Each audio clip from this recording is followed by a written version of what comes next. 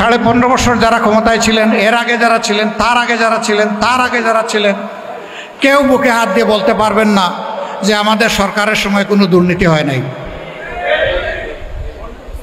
আলহামদুলিল্লাহ 2001 থেকে 6 সাল 4 দলীয় জোটের একটি সরকার ছিল, সেখানে আমাদের 2 জন মন্ত্রী ছিলেন। আল্লাহর এই 2 বান্দা আল্লাহকে ভয় করে চেষ্টা করেছেন কোনো প্রকার দুর্নীতির সাথে কোনো সম্পর্ক না রাখার জন্য। এই জন্য তাদের বিরুদ্ধে অনেক মিথ্যা অভিযোগ দেওয়া হয়েছে, কিন্তু 5 বছরের মন্ত্রিত্বের দায়িত্ব পালনের সময়ে তাদের বিরুদ্ধে দুর্নীতির 1 টাকার অভিযোগও কেউ আনতে পারে নাই। কেন ভাই? একটাই কারণ, তারা আল্লাহকে ভয় করতেন। তারা বিশ্বাস করতেন আল্লাহ তাআলা আমাদেরকে এই সুযোগ দিয়ে পরীক্ষা করছেন, আমরা জনগণের জীবন, সম্পদ এবং ইজ্জতকে আমানত মনে করি কিনা। তারা জনগণের এই 3 নিয়ামতকে আমানত মনে করে চেষ্টা করেছেন, সর্বোচ্চ চেষ্টা করেছেন জনগণকে সেবা দেওয়ার। যতটুকু দিতে পেরেছেন আল্লাহ কবুল করুন। মানবিক দুর্বলতার কারণে ইচ্ছা থাকা সত্ত্বেও যদি কিছু বাকি থাকে, আল্লাহ তারও বারাকা যেন তাদেরকে দান করেন। এই 2 জনের কেউ এখন দুনিয়ায় নাই, আমরাও চলে যাব। এই জমানার মিথ্যা অভিযোগে সাজানো পাতানো একটা আদালতে তাদেরকে বিচারের নামে প্রহসন করে হত্যা করা হয়েছে। হ্যাঁ, দুনিয়ায় হত্যা করা যাবে, কিন্তু আখিরাতে কেউ কাউকে হত্যা করতে পারবে না। বরঞ্চ নিহত ব্যক্তিটাকে আল্লাহ তাআলা তার পাশে দাঁড় করায় বলবেন, এই জালেম, তুমি আসো, যে হত্যা করেছিলে আমার বান্দাকে।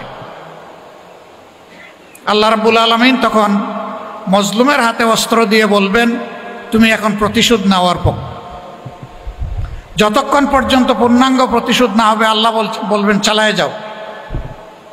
তবে যদি আল্লাহর কোনো বান্দা আল্লাহ তাআলার এই নিয়ামত পেয়ে সে যদি বলে, আল্লাহ তোমার এই গোলামকে আমি মাফ করে দিলাম, তুমিও মাফ করে দাও,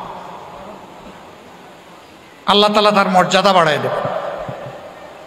সম্মানিত ভাইয়েরা, এই জন্যে আমাদের এত কষ্ট দেওয়া হয়েছে 15.5 বছর, কিন্তু আপনারা সাক্ষী।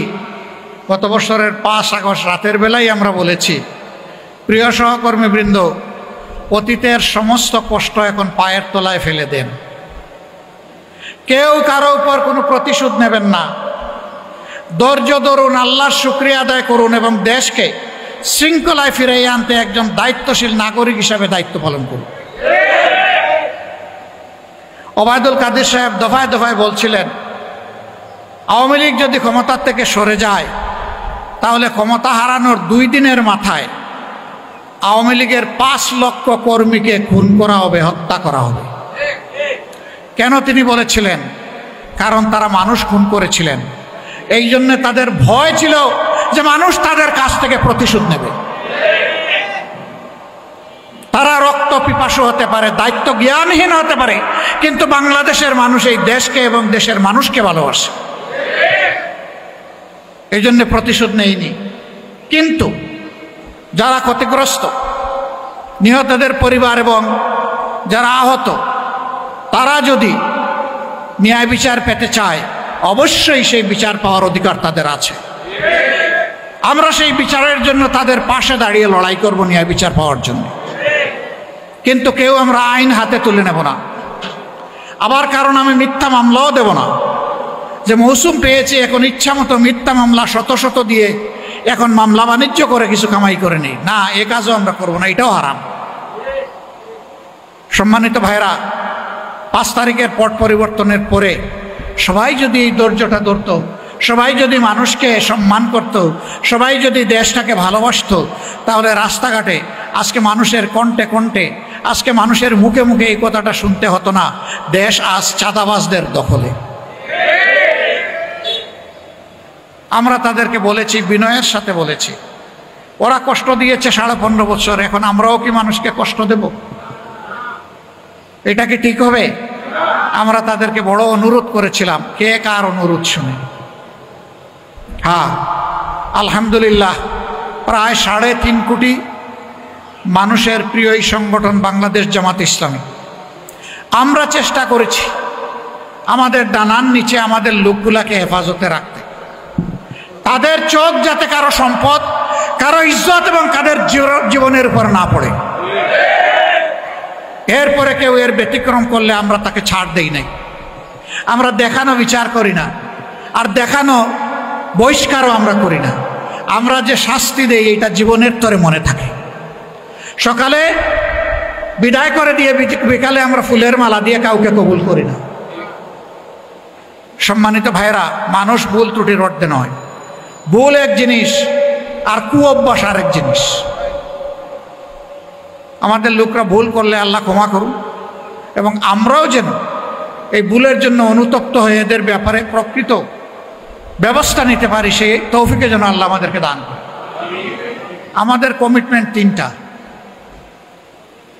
এদেশের মানুষ দফায় দফায় সবাইকে দেখেছে। সব আদর্শ, ব্যক্তির আদর্শ, দলের আদর্শ, সব পরীক্ষা নিরীক্ষা শেষ। একটা জায়গায় পরীক্ষা বাকি আছে, সেটা হলো আল্লাহর দেওয়া কোরআনের আদর্শ। আমরা বিশ্বাস করি এবং এটিই সত্য কথা। কোরআনের আদর্শের ভিত্তিতেই যদি সমাজ পরিচালিত হয়, আলহামদুলিল্লাহ, সকল দল মতের মানুষ, সকল ধর্ম বর্ণের মানুষ, তারা সব ধরনের নিরাপত্তা এবং অধিকার ভোগ করবে ইনশাল্লাহ। এই অধিকার নিশ্চিত করার জন্য আমাদের 3 দফা অঙ্গীকার। নাম্বার 1, এই দেশের গুণে ধরা শিক্ষা ব্যবস্থাকে ইনশাল্লাহ আমরা পাল্টে দিতে চাই। যেই শিক্ষা মানুষকে মানুষ বানাবে সেই শিক্ষা চাই।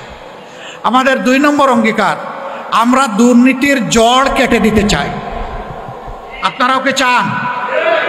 আমাদের পাশে দাঁড়াবেন? সমাজকে নিয়ে দাঁড়াবেন? ইনশাল্লাহ আমরা দুর্নীতি সবাই মিলে নির্মূল করতে পারবো ইনশাল্লাহ। আমাদের 3 নম্বর অঙ্গীকার, সমাজের সব জায়গায় সামাজিক ন্যায় বিচার প্রতিষ্ঠা করতে হবে। তাহলে আর রাস্তাঘাটে নেমে কাউকে অধিকারের জন্য আন্দোলন করতে হবে না। যার অধিকার সে ঘরে বসে সম্মানের সাথে পাবে ইনশাআল্লাহ। আমাদের সন্তানেরা সুশিক্ষা নিয়ে বড় হবে, দেশ গড়ার কারিগর হবে, এই দেশকে মর্যাদার আসনে তারা উপনীত করবে। আমরা এমন একটি দেশ, শান্তির দেশ, এমন একটি দেশ, ভালোবাসার দেশ, এমন একটি দেশ, মানবিক বাংলাদেশ, এই দেশবাসীকে আমরা উপহার দিতে চাই। আল্লাহ যেন আমাদেরকে তৌফিক দান করেন। আপনারা কষ্ট করে এসেছেন, আমাদের কথাগুলো শুনেছেন, এখানেই যেন শেষ না হয়। সবাই মিলে এখান থেকে আমাদের নতুন আন্দোলনের সূচনা হোক। এই 3 দফার ভিত্তিতে আমাদের একটি উন্নত ভালো শিক্ষা, আমাদের জড় কাটা নির্মূল করা অভিযান, দুর্নীতির বিরুদ্ধে, এবং সমাজের সর্বক্ষেত্রে সবার জন্য ন্যায় বিচার প্রতিষ্ঠা করা। আল্লাহ তাআলা আমাদেরকে তৌফিক দান করুন। সময় আপনারা যা দিলেন আমরা কৃতজ্ঞ। আমি সুস্থতা পুরাপুরি এখনো ফিরে পাইনি, শারীরিক দুর্বলতা এখনো রয়ে গিয়েছে। আমার কণ্ঠে কমজোরি আপনারা অনুভব করছেন। দোয়া করেন আল্লাহ যতদিন হায়াত দিবেন মানুষের জন্য যেন আমরা লড়াই করে যেতে পারি। কথা দিচ্ছি ইনশাআল্লাহ মানুষের মুক্তি অর্জন না হওয়া পর্যন্ত কেউ আমাদেরকে থামাতে পারবে না। আমরা থামবো না, আমরা গন্তব্যের দিকে দেশবাসীকে নিয়ে এগিয়ে যাব। আল্লাহ হাফিজ। বাংলাদেশ জিন্দাবাদ, বাংলাদেশ জামাতে ইসলামী জিন্দাবাদ। আসসালামু আলাইকুম ওয়া রাহমাতুল্লাহ।